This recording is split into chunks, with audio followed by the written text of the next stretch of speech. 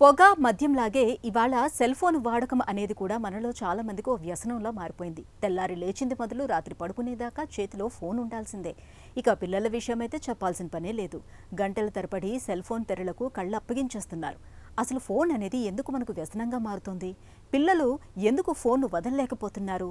ఇందుకు మెదడులో చోటు చేసుకునే చర్యలే కారణమని చెబుతారు నిపుణులు.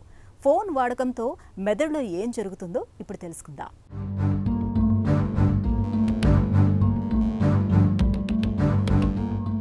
ఫోన్ అనేది ఇవాళ మనకు హస్తభూషణంలా మారిపోయింది. ఇక పిల్లలైతే ఫోన్ లేకుండా ఉండలేకపోతున్నారు.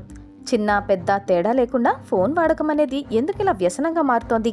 ఫోన్ అనేది పిల్లలకు ఒక వ్యసనంగా మారడానికి వారి మెదడు ప్రోగ్రామింగ్ కావడమే అసలు కారణమని చెప్తారు నిపుణులు. సరదానిచ్చే నవ్వు తెప్పించే వీడియోలు చూడటం వల్ల మెదడులో డోపమైన్ విడుదలవుతుంది.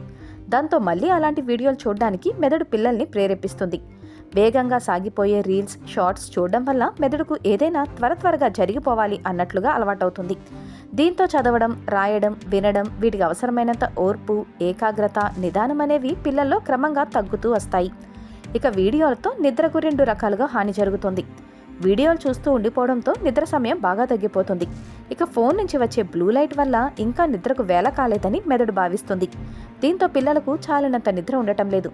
ఒత్తిడి, ఒంటరితనం, బోరుగా అనిపించినప్పుడు వాటి నుంచి బయటపడడానికి సహజంగానే పిల్లలు ఫోన్ను ఆశ్రయిస్తుంటారు. తర్వాత ఏ కాస్త ఒత్తిడి, ఒంటరితనం అనిపించినా ఫోన్ చూడాలనే ఆలోచన మెదడుకు అందుతుంది.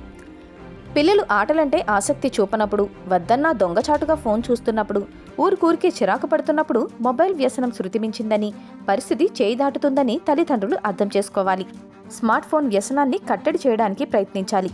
స్క్రీన్ టైంకి నిర్ణీత వ్యవధి పెట్టాలి. ఆ తర్వాత మొబైల్ డేటా, వైఫై ఆపేయాలి. ఇది పిల్లలకే కాదు, ఇంట్లో అందరికీ వర్తిస్తుంది. నిద్ర వేళలకు ముందు గంట వరకు స్క్రీన్ చూడకుండా చూడాలి. నిద్ర సమయంలో ఫోన్ని పక్కనుంచకూడదు. పిల్లల నుంచి ఫోన్లు తీసుకోవడమే కాదు, వారికి మెరుగైన ప్రత్యామ్నాయం చూపాలి. ఆటలు, సంగీతం, హాబీలు, కుటుంబమంతా కలిసి పనిచేయడం ఇవన్నీ చేయొచ్చు.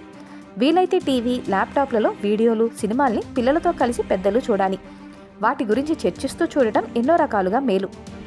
చదువు కోసం ఏదైనా నేర్చుకోవడంలో భాగంగా ఫోన్లు, ల్యాప్టాప్లు చూస్తే అది మంచిదే.